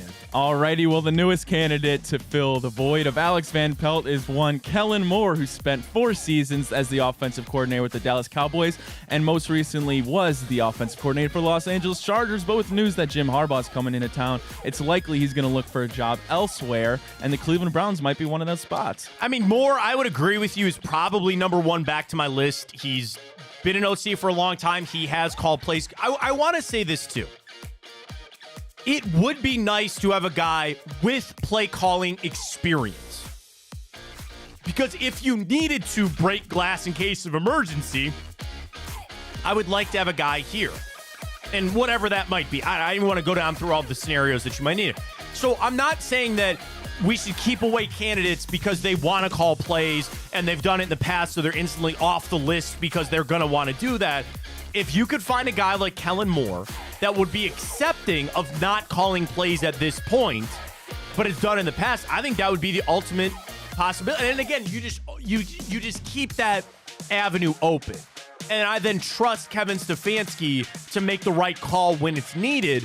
But I would tell you, I would like to have a guy that's done it before. And of the people doing it, Dorsey and Kellen Moore and Brian Johnson are the three that have done it. See, I do. Can I tell you, I can't stop getting this Arthur Smith out of. I just. Keeps circling around for some reason. Did you see yesterday? I thought it was interesting that Raheem Morris, the new Falcons coach, and I don't know who their general manager is. I forget the name, but they're not reporting to like the normal person that coach report to. They're reporting directly to Arthur Blank. Well, that's how it should be. In my opinion, and I know the Browns are semi set up that way. They report to DePodesta. And there's two formats, right? There's you hire a president of football ops who answers to the owner, and then the general manager and the head coach report to the president. We've done it here in the past with the Browns, and it's seen as a negotiation tactic for this standpoint. The coach feels more empowered when they report directly to the ownership, right? Because in that way, you only have one boss to please instead of two. And we all live in a world, sometimes you have multiple bosses that you got to keep happy. It's easier if you just have one. So sometimes coaches strive for that or crave that to only have to go to the ownership. I think you got to have some swag with that. I think you got to have a little bit of power with that. But I'm not saying one's right or wrong. The Browns did that with some coaches. I think we live in a world now where they report to Paul DePodesta. In my opinion, I don't know that for a fact, but that's how I think it lays out. Nothing wrong with that, but yeah, interesting times down there for sure. The Cavaliers are back in action. They tip off again in Milwaukee tonight. Giannis Antetokounmpo is again a game-time decision. Injury report pretty clear for the Cavs, obviously outside of our two stars missing time. But Matt, they look to even the season series at 2 apiece tonight in Milwaukee. I have a good feeling. It's Cavs +5. Our boost is up at Tipico. 3 legs for you tonight. You have Donovan Mitchell over 25. You have Giannis under 31.5 and Brook Lopez under 2.5 blocks. That is boosted to +430. Hit one the other night. I feel good about hitting it tonight. I really like the under tonight too, for some reason. Listen, these teams just played. I put the Giannis leg in there just because I hope the Cavs have a little bit of a better defensive idea of what they're going to do with them. Now, I say that to say this. It's still Giannis freaking Antetokounmpo, right? He doesn't care what defense you throw it in. And got to remember, we talked to Evan Damerall about that yesterday. Jared Allen didn't get into foul trouble in that game the other night. And he was able to guard those guys while not fouling. Might have to do that a little bit tonight. So we'll see. I like the Cavs to cover. I'd love to see them get a win tonight. I really would. Big opportunity again for the Cavs. We'll talk more wine and gold when we wrap up the show a little bit later. Well, the NFL head coaching search this cycle is almost coming to an end. The Falcons hire Raheem Morris, the former defensive coordinator for the L.A. Rams. Meanwhile, Dave Canales is the new Panthers head coach, the former offensive coordinator for the Tampa Bay Buccaneers, Matt. And that means only 2 more spots between the Commanders and the Seahawks. And Belichick and Vrabel, one of them might not here get a job because there's some big movement of Ben Johnson to the Commanders. Sure. And I think on the Raheem Morris, he's always kind of circled things around. It kind of makes a little bit of sense there. With Canales, it's he and Dan Morgan, who's not, dude, I'm that old. I know Dan Morgan is the linebacker for the Carolina Panthers, not the general manager. They spent like 10 years together in Seattle. So, again, it's always a people industry and who you know and who you're comfortable with. Canales is interesting, though. That's like young offensive mind. And everybody was talking yesterday about how he kind of fixed Baker Mayfield. Bryce Young ain't Baker Mayfield, man. And you don't turn down a head coaching opportunity when you get one. But I think Ben Axelrod, awful announcing, sent this, and it was a good tweet. And if it wasn't him, I give him credit anyway. That has a lot of Mike Pettin vibes. Of we can't get anybody else to take this job, so we're going to find somebody a little down the rung on the ladder to take it. And I think that's probably what happened with Carolina. They're in a little bit of a mess. It's going to be hard to fix Bryce Young. But what they said about Baker Mayfield was they quickened him up. his dropbacks. The years that he got sacked the most, not surprisingly, was the time that he spent the most in the pocket. And I'm talking about tenths of seconds, like 0.2 of a second average of him getting the football up is what he quickened it up. Sounds like he's going to have to do that with Bryce Young. Well, Matt, we might have a new event here at the NBA All-Star break. It's all but confirmed. Steph Curry and Sabrina Ionescu might be going head-to-head in a three-point shooting contest. I love it. The deemed best three-point shooter in the NBA and then the best three-point shooter in the WNBA are going to go head-to-head, and Sabrina Ionescu holds the record for most points scored in that three-point competition. Why don't they do a weekend of the NBA and WNBA All-Star games? And I know that the WNBA will pull on whatever city that they go to. Combo that up. And then you can do the 2-day, Friday's always the skills competition and stuff. Do this. Put them together. Saturday, you do the sophomore rookie game for the NBA and the WNBA. And then on Sunday, have the WNBA play at 3 o'clock, and then the NBA goes at 8 o'clock. I think that'd be a great idea. It has been so great, and I give credit to ESPN in part because of this, of their picking up of the WNBA. It's never been as popular, which is great, which is awesome. And then especially next year when Caitlin Clark makes it here, it's going to be awesome. It's going to be great. God, I wish we had a team back. I really wish the Rockers were back here. I think we'd handle it. I think we can handle it. I really do. It's a great idea. They should try to do more of this. It's not like you could ever have them play a game against one another, but the three-point competition, the skills competition, I know that they've done this before of bringing in some legends and whatnot. I think it's awesome. I think the growth of the game has been really great as well. And again, you just talk about the star. I'll tell you this. At this point of just being a fan of sports, I've never been able to name as many WNBA players as I can now. Yeah, it's absolutely. Just the growth is great. It's Caitlin Clark. And then, again, especially when she comes next year, that's just going to be massive. It's going to be great. So good for them. Good for the game. I can't wait to watch. I really am excited for that. Well, keep talking about the All-Star game. The NBA All-Star starters were announced, and King James makes history once again as the only NBA player to be named 20 times to the All-Star team. That passes Kareem Abdul-Jabbar, who had 19, Matt, and a lot of people think Donovan Mitchell got snubbed here. Not necessarily. I mean, Donovan was always going to make it as a reserve. The issue is going to be Jared Allen, right? Because if you look at, I want to pull the full roster up. All-Star. Okay.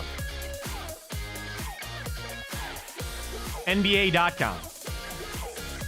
So is they're not doing the captains thing again, right? Because it's just East-West. Good. Keep it that thank way. God. Keep it that way. Absolutely. So you had Giannis, Embiid, Tatum, Tyrese Halliburton, and Dame Lillard. LeBron, Durant, Jokic, Doncic, and Shea out in the West, which is great. A lot of people thought Curry deserved it over Shai. It's fine.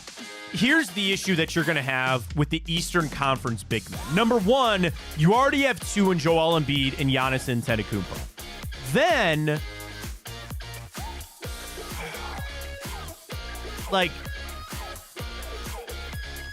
because I know I'm going to leave somebody out. I'm just going to go center. Does Bam make it over Jared Allen? Porzingis? Here are all this. Porzingis just hurt his ankle last night. So I'm trying to get and here's the thing. It shouldn't just be center because it's also going to be power forward. Here are all the guys in the East that have a higher point total than Jared Allen. Okay, Joel Embiid is in. We know that. Adebayo in Miami. Porzingis in Boston. Miles Turner with the Pacers. And then Vukovic for the Chicago Bulls. I go to power forward. Giannis already made it. But then, Julius Randle is going to be an all-star. He'll go. Would Paolo Banchero, Pascal Siakam, would those guys knock Jared Allen out of an all-star spot? Because it's not just center. I think it's a big man thing. I got to tell you, I think he makes it. I really do. I hope he makes it. I hope he goes, and I think certainly Donovan Mitchell is going to go. With the stretch that Jared Allen has been on, I think he's going to get some love from the players and the coaches, and I hope he makes the All-Star team. He certainly deserves to make it. I do, so I hope he does. I absolutely think he deserves it as well. That's it for the morning update. All right, you want my Vrabel Belichick conspiracy theory? Please do it. I wanted to wait for the bed to end. I don't think it's on there. Oh, we got to get that up. So. All right. There's only two jobs left. In essence, there's only one job left because I agree with you. It sounds like Ben Johnson's going to take the Commander's job. So now you have the Seattle Seahawks. And if you're the Seattle Seahawks, would you not jump at Mike Vrabel to take that job? What if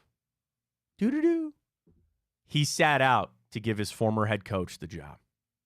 What if Mike Vrabel said, you know what, I'm going to take a year off of coaching to help out his old head coach, his old ball coach, and let him take a job? Is that crazy? Wait, who are we talking about? Vrabel.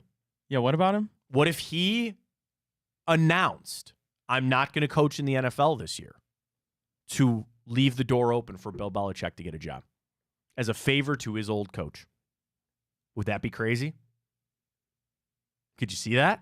I see your gears turning over there. You're thinking about it. So you're saying like he's sitting out so Bill can go to the Seahawks? Yes. Yeah. And again, the Seahawks might be like, we don't want anything to do with Bill Belichick. What if both of them sit out? See, okay, and you know what? We got to get Jake Burns on next week because Jake had a good tweet, interesting tweet from the OBR yesterday, where he said the best bet for Belichick is to sit out the year and then some team desperately comes to get him to fix the team. And I just disagree with Jake on that a little bit.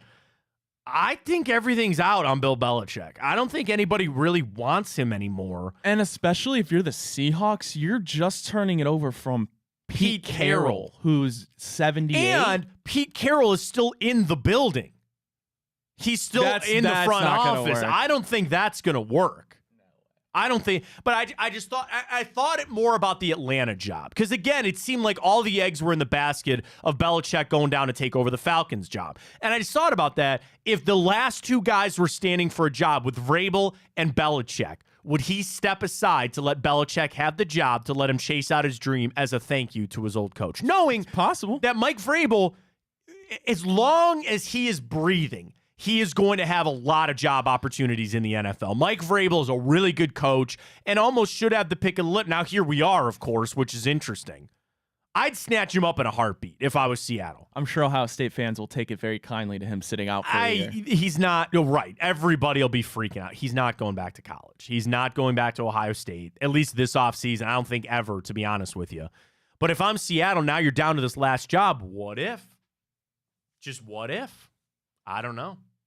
I just wanted to bring that up as a crazy harebrained conspiracy theory. I'm trying to think of like the names that are still out there for potential head coach jobs. Like, what about Bobby Slowick? I mean, things have seemed to have cooled on Bob there a little bit. Things have seemed to cool off on some of these guys. You only got a couple left. Sorry, I'm getting my pen out.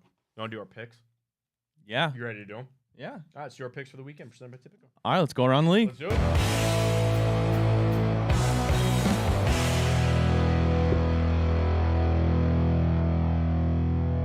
All right, let's get to it. Typical championship weekend. Use that code Fontana100 when you sign up. Get that $100 in bonus bets. We recap our last week. Baltimore win. Ryan and myself. San Francisco loss. They do not cover in that one. Somehow Detroit got it done, and we both picked KC. A nice 3-4 weekend for or 3-1. What am I saying? 3 out of 4. 3-1 for the weekend. Now I needed that bad, Ryan. Yeah, wait. So I needed that bad. Are you back over the hump? I am 117, 116. Wow. So you have 3 more games. Oh, well, could swing everything. Ryan is just fine. He's 128, 105, and 8 on the year. So we get to our games this weekend, and we start with the AFC Championship game. The Kansas City Chiefs, for the first time in Patrick Mahomes' career, for the AFC Championship on the road. So he got it done last week with his first road playoff game and win. But Ryan, he's been in the AFC Championship game every year that he has started, which is just absolutely insanely amazing. But now, it's his first AFC Championship game on the road. He is up at M&T Bank Stadium. This line opened at 3.5. I've got it at 4. Do you want to take it at 4, Ryan? Up to you, Matt. You're the one who needs it more than me. We'll take it at 4. That's what Tipico's got it at. Tipico's our great friends here. So we start with the Baltimore Ravens, -4, welcoming Kansas City. And as Sonny said earlier, this line is split 50-50 on the public money. Let me get you down to some trends on this one. For Kansas City, 4-1 against the spread their last 5 games, 5-1 straight up in their last 6. Kansas City this season, 11-2 straight up in their last 13 games on the road. Them against Baltimore. Kansas City is 4-2 against the spread their last 6 games against the Ravens, and 4-1 straight up in their last 5 games against the Baltimore Ravens. You flip it over for Baltimore. 4-1 against the spread their last 5 games, 7-1 straight up in their last 8, and Baltimore is 4-1 straight up in their last 5 games at home. Talk about this Kansas City matchup. The over has hit 4 out of the last 5 games between the Ravens and the Kansas City Chiefs the last 5 games that they have played. Of course, these two squads did not meet in the regular season. I'm not missing that, right? They did not this year. They did not meet in the regular season, which I think is pretty interesting. I'm going to leave it at 4. Ryan, your pick, please. Well, the Baltimore Ravens, I think, are the best team in the league right now. However, I think giving 4 points to the best quarterback in the league, who's done nothing but win again and again on this stage, is a mistake. I expect it to be close. Give me the Chiefs to cover that +4 on the road. So my initial gut reaction was Kansas City. And I feel like man. You really think they're not going to send Taylor to the Super Bowl? I go back to the logo conspiracy Get that theory, crap out of man. here. Get that crap out of here. The thing is the defenses, right? And if they can run the ball with Isaiah Pacheco, I look at Baltimore and I really just feel like I got a false sense of security of who they are, right? So they beat some teams that also Kansas City then beat. Because here's what I'm looking at. For the Baltimore Ravens, who their last loss was against us. I don't count the Steelers end of season 1. That doesn't count. The 49ers win was the most impressive one. When they beat up on the Dolphins, well, then I go, okay, maybe the Dolphins weren't who we thought they were. Now, when Kansas City beat Miami, they beat them in the torrential cold, and it was a terrible game. And then, okay, fine, they beat a Texans team that maybe didn't really feel like they should be there. I'm going to go Kansas City as well. I think Baltimore's going to win the game, but I think Kansas City is going to cover. I think Kansas City's going to win. I can't put money on the Baltimore Ravens. In good conscience, I just can't do it. So I will take Kansas City in this one. I will agree with you on that, Ryan. To the NFC Championship we go. It is the Detroit Lions making the travel to take on the 49ers. I got this at 7.5. Is that good for you? Yep. -7.5 for the home 49ers. This one's a little more split. 52% of public money, as Sonny said earlier, just slightly over on the Detroit Lions side of things. So let's start. I will go with Detroit. 5-1 against the spread their last 6 games. 5-1 straight up in their last 6. Detroit 8-2 against the spread their last 10 games on the road. You want to hear some troubling statistics against the San Francisco 49ers? Detroit is just 1-11 in their last 12 games against San Francisco. Ryan, they are on a 10-game losing streak when played at San Francisco. Does that streak come to an end? We'll find out. San Francisco just 2-4 against the spread their last 6 games, but 8-2 straight up. How about this? In their last 6 games at home, San Francisco has not covered. 0-6 against the spread their last 6 games at home. And as I mentioned, they are on a 10-game win streak when Detroit is on the road against them. 7.5. I'm going to take San Fran here. I will heed Sonny's advice on this one, and I will take the San Francisco 49ers minus that 7.5. Ryan. Well, it's certainly going to take a Detroit miracle to go to the Super Bowl here, no doubt about it. The Niners are the most loaded team, I think, in the NFL. 7.5 points is a hell of a lot of points for an NFC Championship game. I still think there's some in the tank left there for Dan Campbell and his Lions. I expect it to be kind of a similar game in terms of game flow and closeness as we saw in the divisional round against those Packers. I'm going to take the Lions here to cover, Matt, but I still think San Francisco is going to get the job done. You want a crazy San Francisco stat that I got pulled up? San Francisco 49ers were favored in all 17 of their regular season games and were also favorites to win the Super Bowl entering the season. They are the 10th team in NFL history, well, I guess the 10th team since 1980 to accomplish both of those in the same season. So again, they were favored in every game that they played, and they're the favorites to win the Super Bowl. The Niners have done that 5 times since 1980. The rest of the NFL has also done it 5 times. There were 9 previous teams, Ryan. How many of those 9 do you think made it to the Super Bowl? So again, they were favored in every game that they played, favored to win the Super Bowl 9 times since 1980. How many of those 9 teams actually made it to the Super Bowl? So just made it. Just made it. 9. 7. 7, okay. Including 5 straight. Of those 7, 4 of those teams won the championship. 95 Cowboys, 94 49ers, 91 Washington, and the 1984 San Francisco 49ers. Now, here's your streak. The last 3 teams that did that made it to the Super Bowl, lost. 17 Patriots, 07 Patriots, and the 2001 St. Louis Rams. What a hell of a stat. Isn't that? Do you want the biggest conference upsets since 2000? Because again, at a 7-point spread, that would land them as the 4th biggest upset in conference championship history. The 2002 Patriots were 10-point dogs against the Steelers, won that game by 7. The 2013 Ravens were 8-point dogs at the Patriots. They won that game by 15. The 2008 Giants were 7.5-point dogs against the Packers. They won by 3. The Bengals in 2022 were 7-point dogs at Kansas City. They won that game by 3. And then the Titans, all the way back in 2000, were 7-point dogs against the Jags. They smoked them 33-14. So that's where it would lay out if they were able to pull that off. Matt, can you tell me the 3 quarterbacks in NFL history who have won 14 or more games? I saw your tweet. Oh, dang I saw it. your tweet. Dang it. I saw your tweet. Isn't that crazy? Peyton Jared Manning, Goff. Tom Brady, And Jared Goff, which is absolutely insane.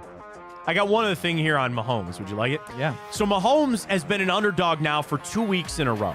The last time that Patrick Mahomes was an underdog in consecutive starts was his rookie season in 2018 when he was back-to-back road starts. That was the only other time in his career he won both of those football games. That's all he does. Mahomes is 8-3 in his career as an underdog, the best record of any quarterback in the Super Bowl era with a minimum of 10 starts. Chiefs are 3.5-point dogs. It's just the 6th time in Mahomes' career that he is at +3 or higher. It's the first time since 2020 against Baltimore. He is 5-0 against the spread in his career when it's more than 3.5 or more than 3, 3.5 or higher. We got it at 4. Mahomes 11 games as an underdog. He's 11-0. I like our Kansas City pick here. Shout out to the Action Network. They had a lot of good stuff here. I don't have much on the Ravens. Oh, here. Okay, I got it. You want to know a crazy stat, Matt? Sure. So there's been 5 times in NFL history that in a championship game, like conference championship game, that the number 1 and number 2 defenses in points per game allowed have met, okay? And that's going to happen this year because Baltimore's number 1 and Kansas City's number 2. The reason I bring this up is because the winner of that game has gone on to win 5 out of 5 Super Bowls. There you go. So some good little trends there for us as we go. Again, to recap, Ryan and I are on the same page here. You took San Francisco, right? Did you? I took Detroit. You did? To cover. So we'll differ. We both take KC. I'll take San Francisco. You'll take Detroit. I'm starting to lean back on that Detroit thing, man. Damn it. I kind of like going back to Detroit. Because how could you not? They're so Dude, fun. I feel really good about the Chiefs. Is that weird? I feel really good. I said earlier I thought Baltimore was going to win. I read some of those trends there, man. It kind of flipped me on that. kind of flip me. I might do a big one here. Taylor Swift's going to the Super Bowl. Like, I by that. Did you see Warren Sharp's tweet about the referee assignment this weekend? So Warren Sharp, who does a lot of the football, like he dives into like numbers, man. Their referee for the AFC Championship game, he is the most lopsided road referee in the NFL. Oh, of course. And everybody goes, here you are. You want to find it real quick? Yeah, please. That does not surprise me in the slightest. And some people got up on Warren and they're like, what does that mean? And this is all crap. And, you're just trying to pick numbers that further your narrative or things like that. I'm going to have to find it. He tweeted it a while ago. Hang on. If Patrick Mahomes wins the Super Bowl this year, Matt, where does he already stand amongst the all-time greats in it? I mean, I think he's already a top 10 great. I think at this point you're talking top 7, maybe top 5. Everybody's got a different metric. Like, for my money, Peyton Manning's the best quarterback that I ever saw play. Now, I didn't really see Aikman. I didn't really see Joe Montana, Terry Bradshaw, all these guys. I know people freak out about Tom Brady. Tom Brady's probably the best to ever do it, but as far as like statistics and numbers and who I think was the best at quarterbacking, Peyton Manning was my guy. So I would say Peyton Manning. So if you talk about a jumbled list of like, Mahomes. All right, let me do it this way. Manning, Tom Brady. Would you put Montana ahead of him? Would you put Aikman ahead of him? My top 2 are Brady and then Manning. Yeah, right. So I mean, Manning had 5 MVPs. I know. Aaron Rodgers then would be in that conversation with 4, but he's only got 1 ring. Yeah, I mean, Peyton only has 2. I know. So I put it this way. Mahomes is already top 10. I think with a win here, he's borderline top 5. It's just insane. Yeah. He's not even 30. I know. He's been starting for 6 years, if that? And he's made it every year. Here's the referee. NFL assigned Sean Smith to the Chiefs-Ravens game this weekend. Home teams have only won 40.8% of the games that Smith has refereed in the last 3 years. That is the lowest win rate for any road team or any home team against any referee in the NFL. Across the NFL, home teams won 55% of games during that span. Smith goes down to 40 with his.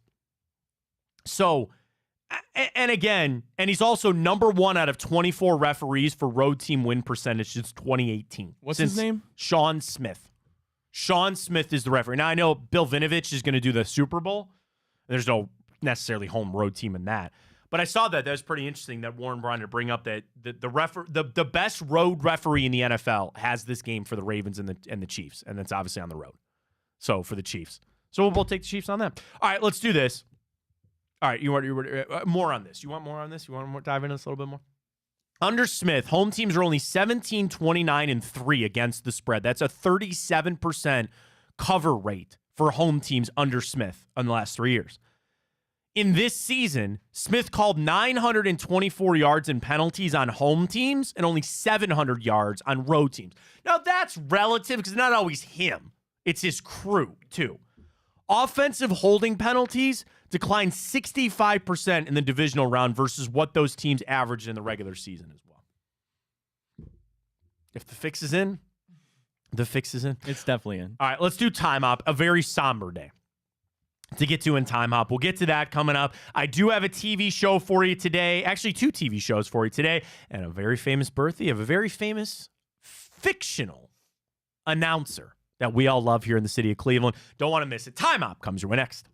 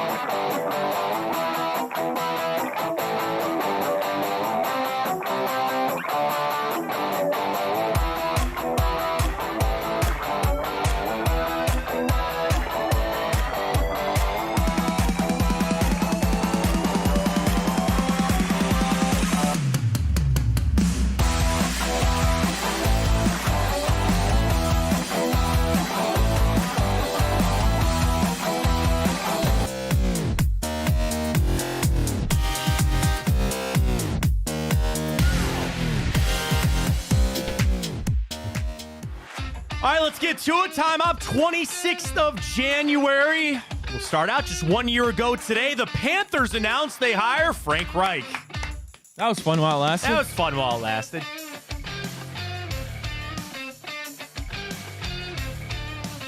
I'd take him. Huh? I'd take Frank Reich here. He's make that phone call. Seriously. I'd call Frank Reich. I'm a big Frank Reich fan. I'm sorry.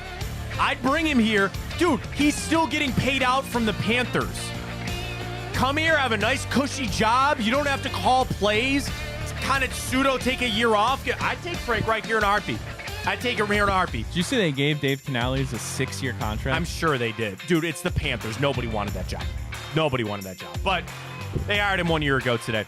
Also, this day, 1 year ago today, 2023, it was announced that Stranger Things had been the most streamed show of 2022 with 52 billion minutes watched on Overrated.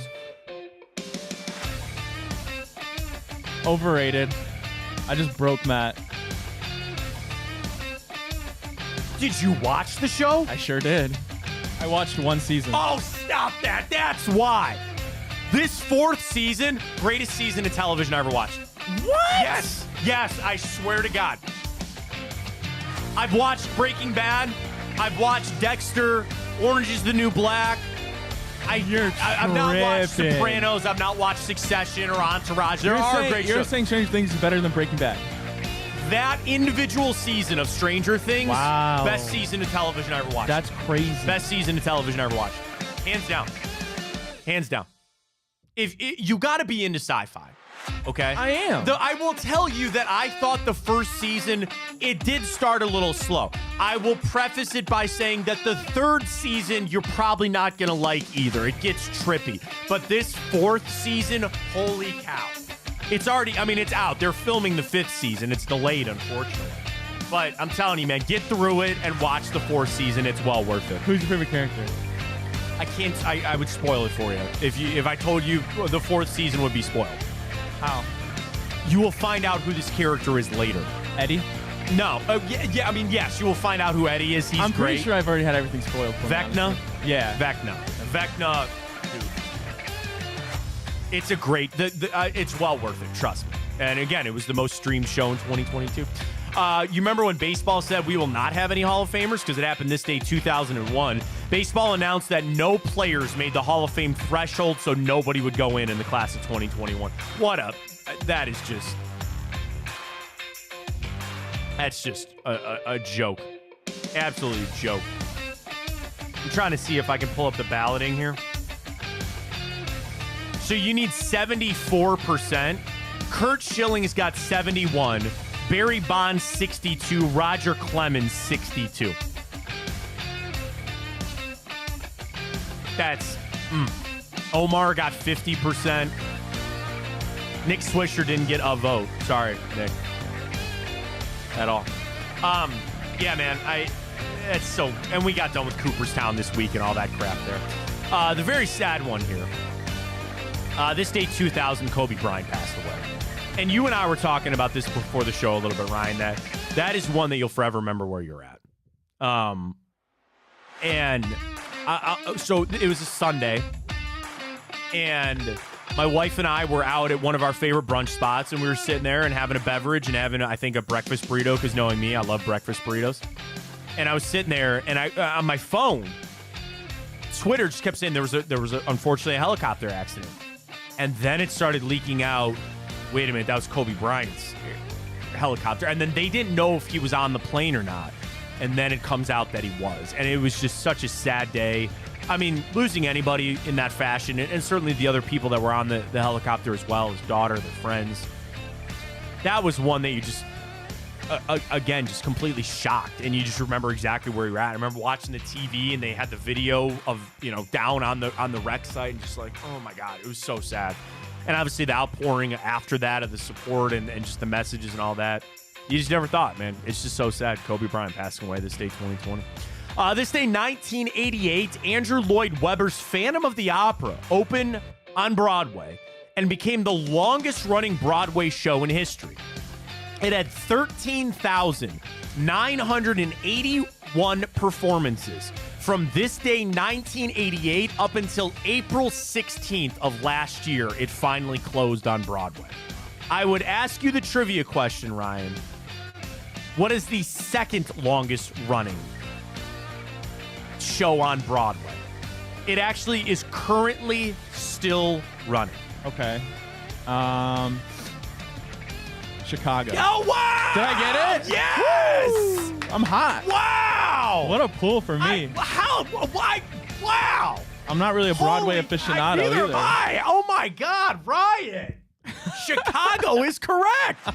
I'm just nice like that. Now, the 1996 revival, but Chicago, they are at 10,657. So they got to go another 3,000 shows to catch up to the Phantom of the Opera. The Lion King is third, opened in 1997, also currently running. Wicked, which started in 2003, also currently running. Cats is down in fifth. That is not currently running. Well done. Les Mis is sixth. I had no idea you would have gotten it.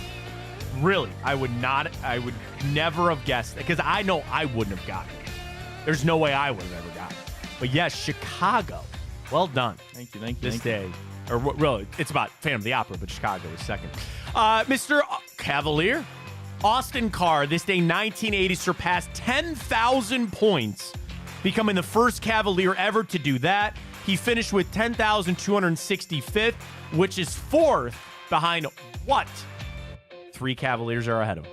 Can you repeat that one more time? So Austin Carr scored his 10,000th point. Okay. He finished with 10,265. That is fourth amongst all Cavaliers scoring all time. Okay, so who are the top 3? Who are the top 3? Okay, well, obviously LeBron. That would be correct. Mark Price. No, good guess, though.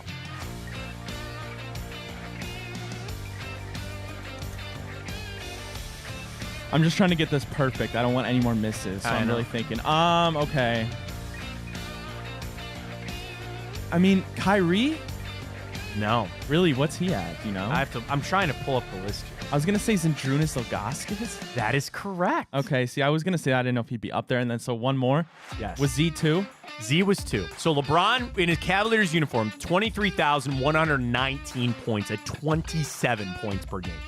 Z is second. Brad Daugherty? Brad Daugherty's correct. Well done. It goes LeBron, Z, Brad Daugherty, Austin Carr. Mark Price is fifth with 9,500. Kyrie Irving finished with 8,200. Kevin Love, 7,600. So Kevin Love is 9. Kyrie Irving is 8. Okay. And I mean, maybe there's a world. I would think Darius Garland has a better shot of any of these guys to make it into the top 10. Yeah.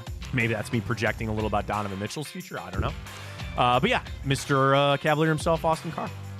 Do you know about the blizzard of 78? No. You ever heard of it? It started this day in 1978. My father-in-law told me a lot about it because he was in college at Bowling Green. Bro, they had 10-foot snow drifts. He goes, everybody told us about this storm. As good college students, we went, we stocked up on food and beer. They didn't get out of their dorms for 4 days. Wow. Cleveland, I saw this morning from Scott Sable. Shout out to Scott. Great follow on Twitter. I love Scott. And he had a tweet about the blizzard of 78. So Cleveland itself, like downtown Cleveland, it didn't get it that bad. He said, like, there was only, 6-7 inches that downtown was. But the problem was that there were 80 to 90 mile per hour gusts, over 10 to 20 inches of snow cover out west, which created 20-foot snow drifts out there on the west part of the state. Temperatures were around like 14, 15 degrees, so it wasn't that cold, but it was the wind with the snow that created the blizzard of 1978, which started, obviously, this day. This day, 1966. This is an important one for me, Ryan, because Cesar Romero's Joker made its debut on the Batman television show this day, 1966. That's an important day. Go back and watch Adam West, Burt Ward. It is there. This day, 1926, John Logie Baird demonstrated the television for the first time in public. Where would we be? Where would we be?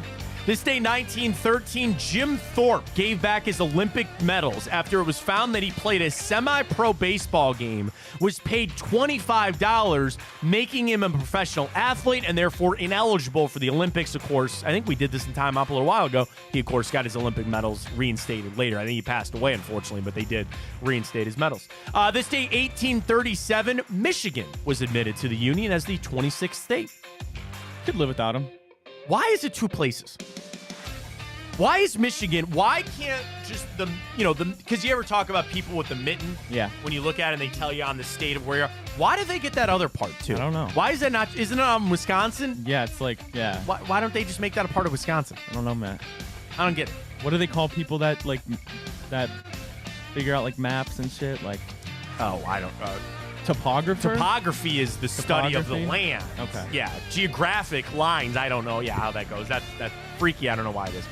This day, 1788, the British began their settlement of Australia. 11 ships carrying convicts landed in the colony of New South Wales, effectively founding Australia. Did you know Australia was built as just a prisoner island? I did. For the English. I want to go. I don't want to get on a plane for 15 hours, though. I think I saw stat. It was like Britain has been involved in like 90% of all wars. It makes sense. Yeah. That makes sense. Oh, stern crap. I'm just kidding. We live in a time, Ryan. Go eat your beans. Yeah. I loved Ireland. Ireland was great. I've never been to Britain, though, right? It's part of Great Britain, but I've never been there. Very happy birthday goes to the legend himself, Mr. Bob Uecker. Harry Doyle. So many lines from Major League. Now, Vaughn, a convicted felon or juvenile delinquent in the offseason. Just a bit outside. Bob Uecker celebrating a birthday today. From one GOAT to another, Wayne Gretzky, the great one, celebrating a birthday. Vince Carter, former Browns punter Reggie Hodges. Wow. Manti Te'o celebrating a birthday. Oh, dude. It's Isaac Okoro and Darius Garland's birthday today. Oh, we should have put him in our boost. Damn it. Wow. What are they, like 22 and 23? I don't even want to think about it. But yes, probably 22, 23. Ellen DeGeneres. Didn't end all that well on the TV show. Eddie Van Halen and Paul Newman. That's a pretty solid day of birthdays there, if I do say so myself. All right, 2 television shows for you today. We debuted this day, 2003. My first hint was this guy was really big in the news about 2 weeks ago. What year? 2003. He was big in the news a couple weeks ago? Yeah. For a riff that he had with somebody. The Jimmy Kimmel That Show? is correct. Woo! Nice. Nice. The Jimmy Kimmel Show. Of all your late night show hosts, which one do you go?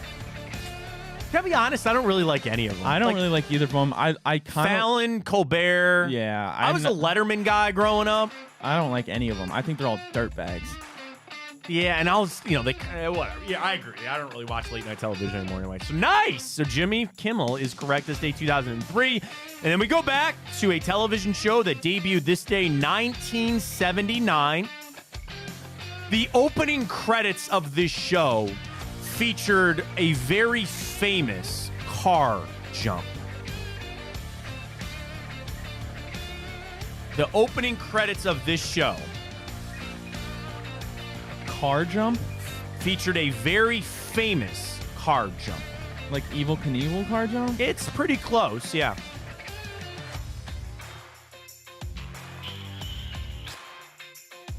I might need another hint. 2 cousins run amok. Dukes of Hazzard? Dukes of Hazzard is correct. That is it. The Duke boys, Bo and Luke, Daisy Dukes. My next thing was going to be that the apparel of their other cousin became so famous that it's actually a synonym for short shorts. So Daisy Dukes is correct. Of course, Denver Pyle is Uncle Jesse. They made that, like... Yeah, there was a remake with, like... Johnny Knoxville and Sean William Scott. It kind of sucked. Yeah. It kind of sucked. I do say so myself. And then, yes, I know the General Lee is kind of a conflicting figure in today's day and age and world, but it is the world that we live in. So well done. There's your timeout for today. Matt, real quick, I want you to tell me on a scale from 1 to 10 what I'm about to tell you, how out of touch is this, okay? Okay. So There's a woman who is started a GoFundMe for her son's baseball team to go to Cooperstown. Okay. Now, the problem is the mother that posted and made that GoFundMe is none other than Alyssa Milano, who has a $10 million net worth. 1 out of 10. How out of touch is that? I mean, okay. Are you kidding me? Yeah, why would you just not pay for the... But the thing is that not out of touch to just assume that she would pick up the tab? No, you have $10 million. I know, but if she did that for every little thing, that's not a cheap trip, Ryan. I'm sure it's a couple... and again, in the grand scheme of things, sure. That'd probably be... And I will fully admit this. If I ever got to a point in my life that I was a millionaire and my kid's baseball team was going somewhere, I would pick up the check. I would. That's I would. ridiculous. I would. I get it. But also, what are the other parents doing? Like, and again, it's I would put it this way. Hey, we're going to do this Cooperstown trip. Maybe I'll pick up half of the tab, and you got to pick up the other half of it, okay? I go back to an era, I'm sure you had to do this too. We had to go sell candy bars, right? You had to go door to door to sell candy bars to raise money. And eventually, my parents got smart because they would buy these boxes of candy. There was a point in the Fontana household that they had all 5 of us playing rec league baseball. And they would buy the boxes of candy, and we'd just eat it at the house, and then we'd be out of the money. So my parents eventually said, it was like, you could sell candy or just pay $50. And my parents were like, we're just paying the $50. Because the candy was worth like $100. I get, okay. And I'm sure they're travel ball, and like I think about that a lot with my kids. Like there's gonna be that time where you're just cutting checks, and it's just equipment and this, and to go to this, and to play in this tournament. You gotta go here. That is a little out of touch. So 1 out of 10. A 10 being like atrocious out of touch. Atrociously out of touch. It's like an 8. Because here's my other thing. I think GoFundMes should be reserved for people with medical problems. People that really need help. I agree. Even if, take it out of it. Take Alyssa Milano out of this. Your kid's baseball trip to Cooperstown should not be on GoFundMe. There are people on there with kids fighting illnesses. There are people on there that got displaced by a fire. Their entire house got burned up and they have nothing but the clothes on their back. They need your support. There are charities on there, animals, helping all this. Your kid to go to Cooperstown? Don't put that on GoFundMe. $10 million net Don't worth. put that on GoFundMe. Now the question is, do you have it up? Can you see if they're actually raising the money for it? I'll find it. Not that we're going to donate here at Big Play. But if you can find the GoFundMe, I'd be interested. First off, I wonder, how much did they put on there for it? Do they need like $10,000? It's exactly $10,000. Oh my God! And it says 243 donations, and they've raised $7,800. And I'm not trying to be some a-hole being like, well, these kids really shouldn't go to Cooperstown. That's insane. That's nuts, man. Like, again, I just don't think it should be on GoFundMe. And it's just a crap ton of people donating $100. Because it's Alyssa Milano, probably. I don't think it should be on there anyway. Take out Alyssa Milano, take that out of it. We got an update on Kellen Moore. I saw that. He's going with the Bucks. He's going to I'm sorry, I don't want to calm everybody down. He's interviewing with the Bucks. He interviews with the Browns today, and the Eagles have talked to him via virtual meeting, but he's going to interview with the Bucks on Monday. So that's getting moved around. We got some DC news about other teams that we don't have to really about, which is great. But I really think it's starting to get figured out a little bit. I'll see exactly where we're at with the Cleveland Browns. Let's bring up our typical booze cam! I don't know why I always lean over, but I just like... There you go. Got it. There's our typical boost for tonight. Donovan, over 25. Under for Giannis and under on the blocks there for Brooke Lopez. That's a nice little savory boost up there, Ryan. Plus 430. I like it. So get signed up with our friends at Tipico. Use that code Fontana100 when you sign up. Deposit and bet $25 on whatever you want. Use that code. You get $100 in bonus bets. It's all there for you. Check it out. Get your bets in for this weekend for the pro side of things as well. Both Ryan and I like Kansas City +4. We differ. I will take San Francisco minus the 7.5. Ryan will take Detroit to cover on that. It's going to be a great weekend of football. You know, the final thing was, how do you think it plays out for the Browns this weekend? knowing that these two teams, one's in your division, one's the Ravens, who we absolutely hate. But the future of, like, I think you're really going to be watching the teams that are going to hold the key for the Cleveland Browns for a long time. And I know Miami might ascend, and I'm assuming that Cincinnati is going to come back. But Ryan, and again, the Chargers, Harbaugh could get them all figured out. You know, the Colts might be this up-and-coming team. The Houston Texans and all that.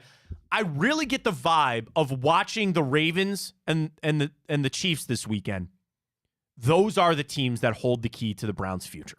And it's not the key of, like, you know, I want the Browns to be successful. I guess I look at it from this standpoint. The Chiefs and the Ravens are the teams you're going to have to go through for the next 5 years. I really believe. And not only just for your division. And maybe I'm discrediting Cincinnati a little bit. But I got to tell you, man. And it's more Kansas City. You know, they've had the lock on the AFC since Patrick Mahomes has gotten there.